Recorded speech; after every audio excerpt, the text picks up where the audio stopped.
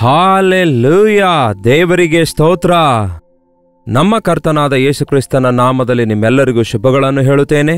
Good morning, ಬೆಳಗಾಯಿತು ಪ್ರಿಯರೇ ಎಂದು ಜ್ಞಾಪಕಗೊಳಿಸುತ್ತಾ, ಮತ್ತಷ್ಟು ಮುಖ್ಯವಾಗಿ ಈ ದಿನ ಭಾನುವಾರ, ಕರ್ತನ ದಿನ, ಪುನರುತ್ಥಾನದ ದಿನ.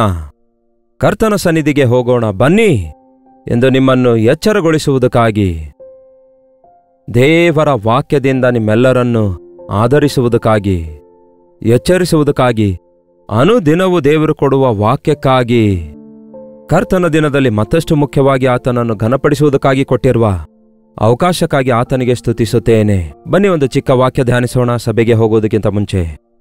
ಪರಿಶುದ್ಧ ದೇವರೇ, ನಿಮಗೆ ವಂದನೆಗಳು.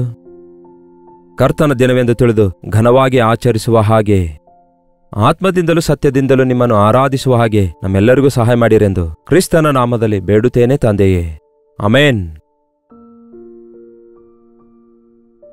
ನಿಮಗೆ ಸಭೆಗೆ ಹೋಗುವಂತಹ ಅಭ್ಯಾಸ ಇದೆಯಾ? ದೇವರ ಆಲಯಕ್ಕೆ ಹೋಗ್ತಾ ಇದ್ದೀರಾ? ಲಾಕ್ಡೌನ್ ಡೇಸಲ್ಲಿ ನಮಗೆ ಅವಕಾಶ ಇಲ್ಲದಂತಾಗಿತ್ತು. ಆದರೆ ಈಗ ದೇವರು ಕೊಟ್ಟ ಅವಕಾಶಗಳನ್ನು ಉಪಯೋಗಿಸಿಕೊಳ್ಳೋಣ. ಏನಂದ್ರಿ? ದೇವರು ಎಲ್ಲಿದ್ದಾರೆ? ದೇವರು ಏನು ಮಾಡಿದ್ದಾರೆ? ಬಹಳ ದಿನಗಳಿಂದ ಕರ್ತನನ್ನು ನಾವು ನಂಬಿದ್ದೇವೆ.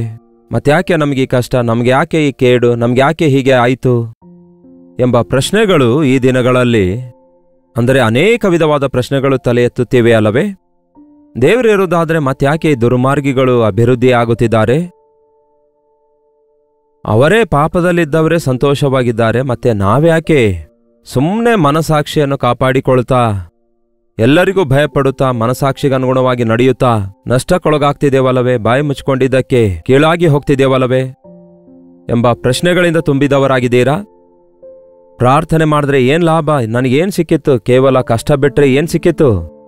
ದೇವರೆಲ್ಲಿದ್ದಾರೆ? ದೇವರಿಲ್ಲ. ದೇವರಿರೋದಾದರೆ, ಪರಿಶುದ್ಧನಾದ ದೇವರಿದ್ರೆ, ಪಾಪ ಹೆಚ್ಚಾಗ್ತಿರುವಾಗ ನೋಡಿ ಯಾಕೆ ಆತನು ಸುಮ್ಮನೆ ಇರ್ತಾನೆ? ಯಾರೋ ಒಬ್ರಂದ್ರು, ಆತನು ಸೈತಾನನನ್ನು ಕೊಂದು ಹಾಕ್ಬೋದಿತ್ತಲ್ಲವೇ? ಹೌದು ಪ್ರಿಯರೇ, ನಾವು ಬಹಳಷ್ಟು ಹೀಗೆ ಅಂದ್ಕೊಳ್ತೇವೆ. ದೇವರಿಗೆ ಉಪದೇಶಿಸುವ ಪ್ರಯತ್ನ ಮಾಡ್ತೇವೆ. ಹೀಗೆ ಕೆಲವೊಂದು ನಮಗೆ ಬರುವಂತಹ ಪ್ರಶ್ನೆಗಳಿಗೆ ಉತ್ತರಗಳು ನಮ್ಮ ಹತ್ರ ಇರಲ್ಲ. ಕರ್ತನು ಸಹ ಅವುಗಳ ವಿಷಯದಲ್ಲಿ ನಮಗೆ ಹೇಳುವ ಅಗತ್ಯವಿಲ್ಲ.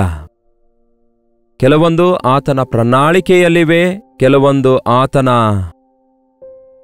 ಉದ್ದೇಶಗಳ ಪ್ರಕಾರ ಇವೆ, ಮತ್ತೆ ಕೆಲವೊಂದನ್ನು ಆತನು ನೋಡಿಯೂ ನೋಡದಂತೆ ಸ್ವಲ್ಪ ಕಾಲ ಸುಮ್ಮನಿರುತ್ತಿದ್ದಾರೆ, ಮತ್ತೆ ಕೆಲವೊಂದನ್ನು ಖಂಡಿತವಾಗಿಯೂ ಆತನು ಅವುಗಳನ್ನು ಪರೀಕ್ಷಿಸಿ ಪ್ರತಿಫಲ ಕೊಡುತ್ತಲೇ ಇದ್ದಾರೆ.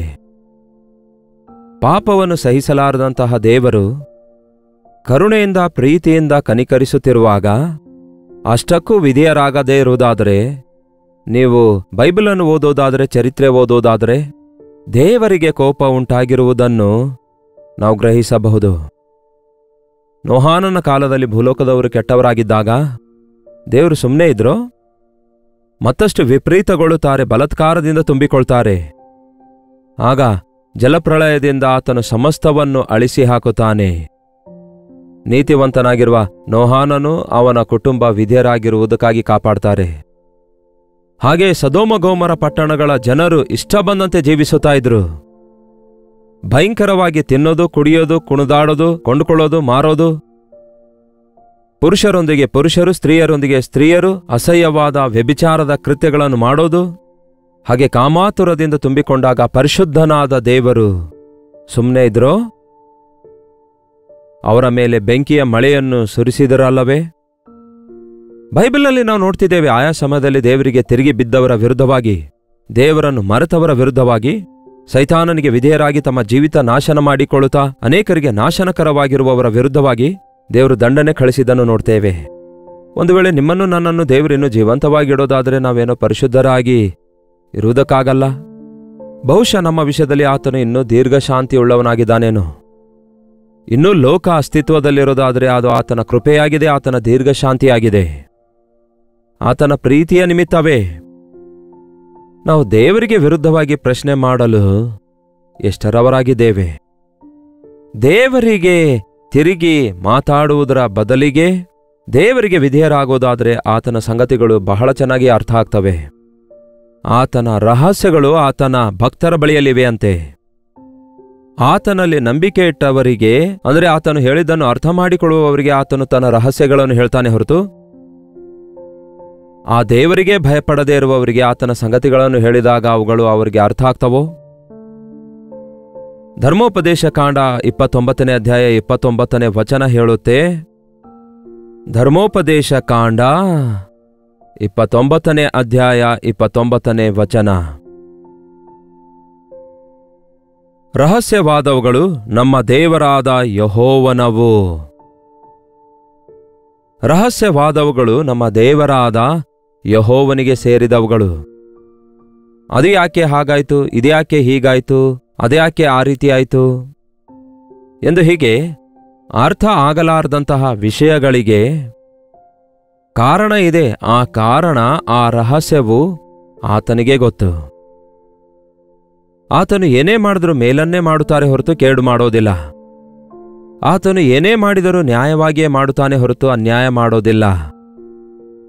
ಆತನ ಆಲೋಚನೆಗಳನ್ನು ಅರ್ಥ ಮಾಡಿಕೊಳ್ಳುವುದಕ್ಕಾಗಿ ಆತನಲ್ಲಿ ನಂಬಿಕೆ ಇಡೋದಾದರೆ ಆತನ ಮನಸ್ಸನ್ನು ನಾವು ಅರಿತುಕೊಳ್ಳುವವರಾಗಿರುತ್ತೇವೆ. ಒಂದು ಭಾಷೆ ಓದಬೇಕಾದರೆ ಆ ಭಾಷೆ ಕಲಿಯಬೇಕಲ್ಲವೇ? ಒಂದು ದೇಶದ ಸಂಪ್ರದಾಯ ನಾವು ತಿಳಿದುಕೊಳ್ಳಬೇಕಾದ್ರೆ ಆ ದೇಶದ ಕುರಿತು ತಿಳಿದುಕೊಳ್ಳಬೇಕಲ್ಲವೇ? ದೇವರ ಮನಸ್ಸನ್ನು ನಾವು ಅರಿತುಕೊಳ್ಳಬೇಕಾದರೆ ನಮ್ಮ ಮನಸ್ಸು ರೂಪಾಂತರಗೊಳ್ಳಬೇಕಲ್ಲವೇ? ದೇವರ ಚಿತ್ತ, ದೇವರ ಪ್ರಣಾಳಿಕೆ, ದೇವರ ಉದ್ದೇಶಗಳು ತಿಳಿದುಕೊಳ್ಳಬೇಕಾದರೆ ಆ ಸ್ಥಾನಕ್ಕೆ ನಮ್ಮ ನಂಬಿಕೆ ಅಭಿವೃದ್ಧಿ ಹೊಂದಬೇಕಲ್ಲವೇ? ಅನವಶ್ಯಕವಾಗಿ ದೇವರಿಗೆ ಪ್ರಶ್ನಿಸಬೇಡಿ. ನೀವು ದೇವರಿಗಿಂತಲೂ ಬುದ್ಧಿವಂತರಾಗಿದ್ದೀರಿ ಅಂದುಕೊಳ್ಳಬೇಡಿ. ನೀವು ಸಭೆಗೆ ಹೋದಾಗ್ಲೂ ಕೂಡ, ಸಭೆಯಲ್ಲಿ ಕೂತ್ಕೊಳ್ಳುವಾಗ್ಲೂ ಕೂಡ, ಏನಿದು ಪಾಸ್ಟರ್ ಹೇಳೋದು, ಎಲ್ಲಿದೆ, ಇಲ್ಲಿ ಏನಿದೆ ಎನ್ನುವಂತೆಯೇ ಕೆಲವರು ದೇವರ ವಾಕ್ಯ ಕೇಳ್ತಾ ಇರ್ತಾರಲ್ಲವೇ? ಅಂಥವರ ಹೃದಯ ಯಾವಾಗಲೂ ಕಠಿಣವಾದ ಕಲ್ಲಾಗಿ ಹಾಗೆಯೇ ಉಳ್ಕೊಂಡಿರುತ್ತೆ. ನಾನು ಎಷ್ಟರವನು ಆತನ ಮುಂದೆ, ಆತನ ವಾಕ್ಯದ ಮುಂದೆ? ಆತನು ಉತ್ತಮನು. ಆತನು ಏನೇ ಮಾಡಿದ್ರೂ ಅದು ಮೇಲುಕರವಾಗಿರುತ್ತೆ, ಸತ್ಯ. ನಿಮಗೆ ಗೊತ್ತ ಪ್ರಿಯರೇ, ಯೇಸು ಕ್ರಿಸ್ತನು ಮಾಯ ಮಾಡಲಿಲ್ಲ, ಮಂತ್ರತಂತ್ರ ಮಾಡಲಿಲ್ಲ. ಸೃಷ್ಟಿ ನಿಜ ಪ್ರಿಯರೇ, ಯು ಕ್ಯಾನ್ ಸೀ ಇಟ್. ಆತನು ಉಂಟು ಮಾಡಿರುವ ಸರ್ವವೂ ಕೂಡ ಸೈಂಟಿಫಿಕಲ್ಲಿ ಕರೆಕ್ಟ್ ಎಂದು ಪ್ರೂವ್ ಮಾಡ್ತಿದ್ದಾರೆ ಈ ದಿನ ಮನುಷ್ಯರ ಮೂಲಕ. ಅದನ್ನು ಕಂಡುಕೊಳ್ಳಲು ಶತಮಾನಗಳೇ ಹಿಡಿದಿದ್ವು. ಆದಿಯಿಂದಲೂ ಇದ್ದಾತನು ನಿರಂತರ ದೇವರು, ಸರ್ವವನ್ನು ಸಮಸ್ತವನ್ನು ಸರಿಯಾಗಿ ಉಂಟು ಮಾಡಿದ್ದಾರೆ. ಆತನು ಸೃಷ್ಟಿಸಿದಾಗ ಎಲ್ಲವೂ ಒಳ್ಳೆಯದು ಒಳ್ಳೆಯದು ಒಳ್ಳೆಯದು ಎಂದು ಗುರುತಿಸಿದ್ದಾರೆ. ಒಳ್ಳೆಯದನ್ನೇ ಮಾಡ್ತಾರೆ ಹೊರತು ಕೆಟ್ಟದ್ದನ್ನು ಮಾಡೋದಿಲ್ಲ ದೇವರು. ಕೆಟ್ಟದ್ದು ಆತನ ಬಳಿಯಲ್ಲಿ ತಂಗಲಾರದು. ದೇವರು ಮೇಲಾಗಿ ಮಾಡ್ತಾ ಇದ್ರು ಅದು ನಮಗೆ ಕೇಡಾಗಿ ಕಾಣಿಸುತ್ತಿರಬಹುದು. ಆತನ ಒಳ್ಳೆತನ ನಮಗೆ ಕೆಟ್ಟದಾಗಿ ಕಾಣಬಹುದು. ಕಾರಣ ನಮ್ಮ ಅವಿಧೇಯತೆ, ನಮ್ಮ ಅವಿಶ್ವಾಸದ ನಿಮಿತ್ತ, ತಿರುಗಿ ಬೀಳುವ ನಮ್ಮ ಸ್ವಭಾವದ ನಿಮಿತ್ತ. ನಿಮ್ಮ ಜೀವಿತದಲ್ಲಿ ಯಾವ ಅದ್ಭುತ ನೀವು ಕಾಣದೇ ಇರುವುದಾದರೆ ಅದಕ್ಕೆ ಕಾರಣ ನೀವು ನಂಬದೇ ಇರುವಂಥದ್ದಾಗಿದೆ. ನಿಮ್ಮ ಜೀವಿತದಲ್ಲಿ ಒಂದು ಅವಗಾಹನ ಉಂಟಾಗದೇ ಇರುವುದಾದರೆ ನಿಮ್ಮ ಮನಸ್ಸನ್ನು ನೀವು ಸಮರ್ಪಿಸಿಕೊಳ್ತಾ ಇಲ್ಲ. ದೇವರ ರಹಸ್ಯಗಳು ಏನಂತೆ, ರಹಸ್ಯವಾದವುಗಳೆಲ್ಲ ಯೆಹೋವನವು. ಆದರೆ ನಾವಾದರೂ ಈ ಧರ್ಮಶಾಸ್ತ್ರ ವಾಕ್ಯಗಳೆಲ್ಲವನ್ನು ಅನುಸರಿಸಿ ನಡೆದುಕೊಳ್ಳುವ ಹಾಗೆ ಪ್ರಕಟವಾದವುಗಳು ಸದಾಕಾಲ ನಮ್ಮ ಪಾಲು, ನಮ್ಮ ಸಂತತಿಯವರ ಪಾಲು ಆಗಿರುವವು ಎಂದು ಹೇಳುವರು. ಏನಂತೆ, ಧರ್ಮಶಾಸ್ತ್ರದ ವಾಕ್ಯಗಳೆಲ್ಲವನ್ನು ಅನುಸರಿಸಿ ನಡೆದುಕೊಳ್ಳುವ ಹಾಗೆ, ಅಂದರೆ ದೇವರ ವಾಕ್ಯಗಳನ್ನು ಅನುಸರಿಸಿ ನಡೆದುಕೊಳ್ಳುವ ಹಾಗೆ ಅವು ನಮಗೆ ಬಯಲುಪಡಿಸಲ್ಪಡುತ್ತಾ ಇವೆ. ದೇವರ ರಹಸ್ಯಗಳು ಆತನ ಭಕ್ತರ ಬಳಿಯಲ್ಲಿವೆ. ಆಯಾ ಸಮಯಗಳಲ್ಲಿ, ಆಯಾ ಸಂದರ್ಭಗಳಲ್ಲಿ ದೇವರು ತನ್ನ ಮನಸ್ಸನ್ನು, ತನ್ನ ಉದ್ದೇಶಗಳನ್ನು, ತನ್ನ ಬಳಿಯಲ್ಲಿರುವ ರಹಸ್ಯಗಳನ್ನು ಆತನಲ್ಲಿ ಭಯಭಕ್ತಿಯುಳ್ಳವರಿಗೆ, ಆತನಲ್ಲಿ ನಂಬಿಕೆ ಇಟ್ಟಂಥವರಿಗೆ, ಆತನ ಮಾತು ಕೇಳಿ ನಡುಗುವಂಥವರಿಗೆ ಬಯಲುಪಡಿಸಲಾಗುತ್ತವೆ. ದೇವಾ, ನಿನ್ನ ಮಾತುಗಳನ್ನು, ನಿನ್ನ ಮನಸ್ಸನ್ನು ಅರ್ಥ ಮಾಡಿಕೊಳ್ಳುವ ಸ್ಥಾನಕ್ಕೆ ನನ್ನನ್ನು ಹೆಚ್ಚಿಸು ಎಂದು ಕೇಳುವುದರ ಬದಲಿಗೆ ಇದು ಯಾಕೆ, ಅದ್ಯಾಕೆ, ಇದ್ಯಾಕೆ ಹೀಗಾಯ್ತು, ಅದ್ಯಾಕೆ ಹಾಗಾಯ್ತು, ಹೀಗೆ ತಿರುಗಿ ಪ್ರಶ್ನೆಗಳನ್ನು ಕೇಳುತ್ತಾ ದೇವರಿಗೆ ನಾವು ತಿರುಗಿ ಬೀಳುತ್ತಾ ಇರೋದ್ರಿಂದ ನಾವು ಆತನ ಸತ್ಯಗಳನ್ನು, ಆತನ ಹೃದಯವನ್ನು ಗುರುತಿಸಲಿಕ್ಕಾಗಲ್ಲ. ರೋಮಪುರದವರಿಗೆ ಬರೆದ ಪತ್ರಿಕೆಯಲ್ಲಿ ಒಂದು ವಚನ ಇದೆ, ನೋಡೋಣ ಬನ್ನಿ. ರೋಮಪುರದವರಿಗೆ 9ನೇ ಅಧ್ಯಾಯ 20ನೇ ವಚನ ಹೇಳುತ್ತೆ, ಪೌಲನು ಹೇಳ್ತಾನೆ, ಎಲ್ಲೋ ಮನುಷ್ಯನೇ, ದೇವರಿಗೆ ಎದುರು ಮಾತಾಡುವುದಕ್ಕೆ ನೀನು ಎಷ್ಟರವನು? ಎಲ್ಲೋ ಮನುಷ್ಯನೇ, ಓ ಮನುಷ್ಯನೇ. ನಾವು ಮನುಷ್ಯರು ಪ್ರಿಯರೇ, ಆತನು ದೇವರು. ಆತನು ನಿತ್ಯನಾದ ದೇವರು, ನಾವು ಪಾಪಿಗಳು. ದೇವರು ಕೊಟ್ಟಂತಹ ನೀತಿಯನ್ನು, ಮಹಿಮೆಯನ್ನು ಕಳೆದುಕೊಂಡವರು. ನೀತಿವಂತನು ಇಲ್ಲವೇ ಇಲ್ಲ, ಒಬ್ಬನೂ ಇಲ್ಲ. ದೇವರು ಕೊಟ್ಟ ಮಹಿಮೆಯನ್ನು ಕಳೆದುಕೊಂಡವರಾಗಿದ್ದಾರೆ. ನಮ್ಮನ್ನು ದೇವರು ತನ್ನ ಆಕಾರದಲ್ಲಿ, ತನ್ನ ಸ್ವರೂಪದಲ್ಲಿ ಘನವಾಗಿ ಉಂಟು ಮಾಡಿದ್ದಾರೆ. ನಾವು ಈ ಭೂಮಿಯ ಮೇಲೆ ದೊರೆತನ ಪರಿಪಾಲನೆ ಮಾಡುವಂತೆ ಇದನ್ನು ಸ್ವಾಧೀನಪಡಿಸಿಕೊಳ್ಳಿರಿ ಎಂಬುದಾಗಿ ನಮಗೆ ಸೊತ್ತಾಗಿ ಕೊಟ್ಟಿದ್ದಾರೆ. ಆದರೆ ಮನುಷ್ಯನು ತನ್ನನ್ನು ತಾನೇ ಹಾಳು ಮಾಡಿಕೊಳ್ತಾನೆ, ದೇವರ ಸೃಷ್ಟಿಯನ್ನು ಹಾಳು ಮಾಡ್ತಾನೆ, ತನ್ನ ಜೀವಿತವನ್ನು ನಾಶ ಮಾಡಿಕೊಳ್ತಾನೆ, ದೇವರ ಪ್ರಣಾಳಿಕೆಯನ್ನೆಲ್ಲ ಚದರಿಸಿ ಬಿಡ್ತಾನೆ, ಸೈತಾನನೊಂದಿಗೆ ಸೇರಿಕೊಳ್ತಾನೆ. ಓ ಮನುಷ್ಯನೇ, ದೇವರಿಗೆ ಎದುರು ಮಾತಾಡಲು ನೀನು ಎಷ್ಟರವನು? ಯಾರು ನೀನು? ಪೂರ್ವಕಾಲದಲ್ಲಿ ಹೀಗೆ ಹೇಳ್ತಾ ಇದ್ರು, ತಾತನಿಗೆ ಬುದ್ಧಿ ಹೇಳಬಾರದೆಂದು. ಬುದ್ಧಿ ಮಾತು ತಾತನಿಗೆ ಹೇಳುವ ಅಗತ್ಯವಿಲ್ಲ. ಆಟೋಮೆಟಿಕ್ ಆಗಿ ವೃದ್ಧಾಪ್ಯದಲ್ಲಿ ಬಂದಿರೋದಾದರೆ ಅಷ್ಟು ಗತಕಾಲದಲ್ಲಿ ಎಷ್ಟೋ ಕಲಿತವರಾಗಿ ಬಂದಿರ್ತಾರೆ. ಆದರೆ ಬಹಳಷ್ಟು ಜನ ಈ ದಿನ ನಾವು ಬಹಳ ಬುದ್ಧಿವಂತರಾಗಿದ್ದೇವೆ, ತಂದೆ ತಾಯಿಗಳಿಗಿಂತಲೂ ಬುದ್ಧಿವಂತರಾಗಿದ್ದೇವೆ ಅಂದ್ಕೊಳ್ತಾರೆ. ಬಹುಶಃ ನೀವು ಕಂಪ್ಯೂಟರ್ ಓದಿರಬಹುದು, ಡಿಜಿಟಲ್ ಮೀಡಿಯಾದಲ್ಲಿ ಇರಬಹುದು, ನಿಮಗೆ ಈ ಲೇಟೆಸ್ಟ್ ಟೆಕ್ನಾಲಜಿ ಎಲ್ಲ ಗೊತ್ತಿರಬಹುದು. ಆದರೆ ವೃದ್ಧರಿಗಿರುವ ಅನುಭವ ನಿಮಗೆಲ್ಲಿವೆ? ನೀವು ಅಷ್ಟು ಮಾತ್ರಕ್ಕೆ ಎಲ್ಲರಿಗಿಂತಲೂ ದೊಡ್ಡ ಬುದ್ಧಿವಂತರು, ಈ ಲೋಕದ ಫ್ಯಾಷನ್ನು, ಈ ಲೋಕದ ಪದ್ಧತಿಗಳನ್ನು ಅನುಸರಿಸುತ್ತಾ ನೀವು ಎಲ್ಲರಿಗಿಂತಲೂ ಅನುಭವಸ್ಥರಾಗಿದ್ದೀರಿ ಅಂದುಕೊಳ್ಳೋದಾದರೆ ಅದು ಅಜ್ಞಾನವಾಗಿರುತ್ತೆ. ದೇವರಿಗೆ ಎದುರು ಮಾತಾಡುವುದಕ್ಕೆ ನೀನು ಎಷ್ಟರವನು? ರೂಪಿಸಲ್ಪಟ್ಟದ್ದು ರೂಪಿಸಿದವನಿಗೆ ನನ್ನನ್ನು ಹೀಗೇಕೆ ಮಾಡಿದೆ ಎಂದು ಕೇಳುವುದುಂಟೇ? ನನ್ಗ್ಯಾಕೆ ಹೀಗೆ ಮಾಡಿದೆ ಎಂದು ಅದನ್ನು ಸೃಷ್ಟಿಸಿದಾತನಿಗೆ, ಆ ರೀತಿಯಾಗಿ ಉಂಟು ಮಾಡಲ್ಪಟ್ಟ ವಸ್ತು ಅವನಿಗೆ ಕೇಳುವುದುಂಟೇ? ನೋಡಿ, ಕುಂಬಾರನು ಒಂದು ಮಡಿಕೆ ಮಾಡಿದಾಗ ಆ ಮಡಿಕೆ ನನಗೆ ಯಾಕೆ ಹೀಗೆ ಮಾಡಿದೆ? ನನಗೊಂದು ಫ್ಲವರ್ ಪಾಟ್ ಮಾಡದೆ ಮಡಿಕೆ ಯಾಕೆ ಮಾಡಿದೆ ಎಂದು ಕೇಳುವುದುಂಟೋ? ನನಗೆ ಯಾಕೆ ಚಿಕ್ಕ ಪಾತ್ರೆಯಾಗಿ ಮಾಡಿದೆ, ಯಾಕೆ ದೊಡ್ಡ ಪಾತ್ರೆ ಮಾಡಲಿಲ್ಲ ಎಂದು ಕೇಳುವುದುಂಟೆ? ನನಗೆ ಯಾಕೆ ಈ ರೀತಿ ಕುತ್ತಿಗೆಯ ಹತ್ತಿರ ಬೆಂಡ್ ಮಾಡಿದೆ ಎಂದು ಕೇಳುವುದುಂಟೆ? ಕುಂಬಾರನ ಕೈಯಲ್ಲಿ ಮಣ್ಣು ಒಪ್ಪಿಸಿಕೊಡೋದಾದ್ರೆ, ಕುಂಬಾರನು ಒಂದು ಉದ್ದೇಶದಿಂದ ಮಡಿಕೆ ಉಂಟು ಮಾಡ್ತಾನೆ. ಪ್ರತಿ ಮಡಿಕೆಗಾಗಿ ಅವನಿಗೊಂದು ಉದ್ದೇಶ ಇದೆ. ಪ್ರತಿ ಪಾತ್ರೆ ನಮ್ಗೆ ಅವಶ್ಯಕವಾಗಿದೆ. ನಮ್ಮ ಮನೆಯಲ್ಲಿ ನೋಡಿ, ನಾನಾ ವಿಧವಾದ ಪಾತ್ರೆಗಳಿರ್ತವೆ. ಹಾಗೆ ಪರಲೋಕದ ದೇವರು ವಿಭಿನ್ನವಾಗಿ ನಮ್ಮೆಲ್ಲರನ್ನು ಉಂಟು ಮಾಡಿ ನಾವೆಲ್ಲರೂ ಸೇರಿ ಆತನನ್ನು ಮಹಿಮೆ ಪಡಿಸಬೇಕೆಂದು ಆಶಿಸುತ್ತಿದ್ದಾರೆ. ಅದನ್ನು ಗ್ರಹಿಸಲಾರದೆ ನಾವು ಇತರರೊಂದಿಗೆ ಹೋಲಿಸಿಕೊಳ್ಳುವುದನ್ನು ರೂಢಿ ಮಾಡಿಕೊಂಡೆವು, ಎದುರು ಮಾತಾಡುವುದನ್ನು ರೂಢಿ ಮಾಡಿಕೊಂಡೆವು. ರೂಪಿಸಿದವನಿಗೆ ನನ್ನನ್ನು ಯಾಕೆ ಹೀಗೆ ಮಾಡಿದೆ ಎಂದು ಕೇಳುವುದುಂಟೆ? ಉತ್ತಮವಾದ ಬಳಕೆಗೆ ಒಂದು ಪಾತ್ರೆಯನ್ನು, ಹೀನವಾದ ಬಳಕೆಗೆ ಮತ್ತೊಂದು ಪಾತ್ರೆಯನ್ನು ಒಂದೇ ಮುದ್ದೆಯಿಂದ ಮಾಡುವುದಕ್ಕೆ ಕುಂಬಾರನಿಗೆ ಮಣ್ಣಿನ ಮೇಲೆ ಅಧಿಕಾರವಿಲ್ಲವೋ? ಸೃಷ್ಟಿಸಿರುವ ಸೃಷ್ಟಿಕರ್ತನಿಗೆ ಸೃಷ್ಟಿಸಲ್ಪಟ್ಟಂತಹ ನಿಮ್ಮ ಮೇಲೆ ಅಧಿಕಾರವಿಲ್ಲವೋ? ಇದೇ ಬಹಳಷ್ಟು ಸಾರಿ ನಾವು, ದೇವರೇ ನೀನು ನನ್ನ ಅಧಿಕಾರಿ, ನನ್ನ ಸೃಷ್ಟಿಕರ್ತನಾಗಿದ್ದಿ, ನನಗೆ ಯಾಕೆ ಉಂಟು ಮಾಡಿದ್ದೀರಿ ಎಂದು ಕೇಳುವುದರ ಬದಲಿಗೆ ನನಗೆ ಯಾಕೆ ದೇವರೇ ಹೀಗೆ ಮಾಡಿದ್ದೀರಿ ಎಂದು ಎದುರಿ ತಿರುಗಿ ಬೀಳೋದು ಎಂಥ ದುರದೃಷ್ಟ ನೋಡಿ. ನಾವು ಆಧ್ಯಾತ್ಮಿಕ ಜೀವಿತದಲ್ಲಿ ಸಭೆಗೆ ಹೋಗೋದು ನಾವು ಕ್ರಿಸ್ತನ ಸಾರೂಪ್ಯದಲ್ಲಿ ಮಾರ್ಪಡುವುದಕ್ಕಾಗಿಯೇ ಹೊರತು ನಮಗೇನೋ ಬಹಳಷ್ಟು ಗೊತ್ತಿದೆ, ದೇವರಿಗೆ ಕಲಿಸಲು ಹೋಗ್ತಿದ್ದೇವೋ ಎಂಬುವಂತೆ ಹೋಗ್ತಾರೆ. ದೇವರೇ ನಿನಗೆ ಗೊತ್ತಾ ಈ ಲೋಕದಲ್ಲಿ ಏನಾಯ್ತೆಂದು? ಕೆಲವರು ಪ್ರಾರ್ಥನೆಯಲ್ಲಿ ಹಾಗೆಯೇ ಹೇಳ್ತಾರೆ, ಈ ಮಧ್ಯಕಾಲದಲ್ಲಿ ಏನಾಯ್ತೆಂದು ಗೊತ್ತಾ? ಟರ್ಕಿಯಲ್ಲಿ ಏನಾಯ್ತು ಗೊತ್ತಾ? ದೇವರೇ ಈ ಮಧ್ಯಕಾಲದಲ್ಲಿ ದರಗಳು ಹೇಗೆ ಹೆಚ್ಚಾಗ್ತಿವೆ ಗೊತ್ತಾ? ಈ ದಿನಗಳಲ್ಲಿ ಅವಿಧೇಯತೆ ಹೇಗೆ ಹೆಚ್ಚಾಗ್ತಿದೆ ಗೊತ್ತಾ ದೇವರೇ ಎನ್ನುವಂತೆ ಕೆಲವರು ಕರ್ತನಿಗೆ ಬೋಧಿಸುವಂತೆ ಪ್ರಾರ್ಥನೆ ಮಾಡ್ತಾರೆ. ಬೋಧಿಸುವುದನ್ನು ಕೂಡ ನೋಡ್ತೇವೆ, ದೇವರೊಂದಿಗೆ ತರ್ಕಿಸುವುದನ್ನು ನೋಡ್ತೇವೆ. ಆತನ ಮಾತು ಕೇಳಿ ನಡುಗುವಂಥವರಾಗಿರಬೇಕು ಪ್ರಿಯರೇ. ಆತನ ಮಾತು ಕೇಳಿದಾಗ ಗ್ರಹಿಸಿಕೊಳ್ಳುವ ಸ್ಥಿತಿಯಲ್ಲಿರಬೇಕು. ಪ್ರಕೃತಿ ಸಂಬಂಧವಾದ ಮನುಷ್ಯನಿಗೆ ಆತ್ಮ ಸಂಬಂಧವಾದ ಕಾರ್ಯಗಳು ಅರ್ಥ ಆಗೋದಿಲ್ಲ. ನಮ್ಮ ಮನೋನೇತ್ರಗಳು ಬೆಳಗಿಸಲ್ಪಟ್ಟ ಹೊರತು ದೇವರ ಪ್ರಣಾಳಿಕೆಯನ್ನು ನಾವು ಅರಿತುಕೊಳ್ಳದೇ ಇರುವುದರಿಂದ, ಪ್ರಭುವೇ ನನ್ನ ವಿಷಯದಲ್ಲಿ ನಿಮ್ಮ ಪ್ರಣಾಳಿಕೆ ಏನಾಗಿದೆ, ನಿಮ್ಮ ಚಿತ್ತ ನನಗೆ ತಿಳಿಯಪಡಿಸಿರಿ ಎಂದು ಕೇಳುವುದನ್ನು ಕಲಿಯಬೇಕು. ಇನ್ನೊಂದು ವಚನವನ್ನು ಓದಿ ಪ್ರಾರ್ಥನೆ ಮಾಡಿಕೊಳ್ಳೋಣ ಬನ್ನಿ. ಯೆಶಾಯ 29ನೇ ಅಧ್ಯಾಯ 16ನೇ ವಚನ. ಅಯ್ಯೋ, ನೀವು ಎಂಥ ಮೂರ್ಖರು! ಕುಂಬಾರನಿಗೂ ಮಣ್ಣಿಗೂ ಯಾವ ಭೇದವಿಲ್ಲವೋ?